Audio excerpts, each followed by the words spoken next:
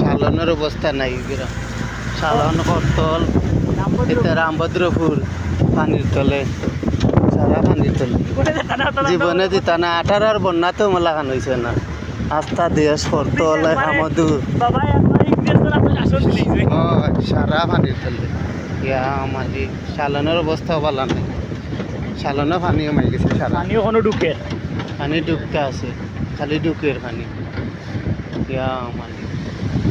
এই যে সালন গেইটে দিদার পানির অবস্থা নাই ঘর বাড়ি ডুবাই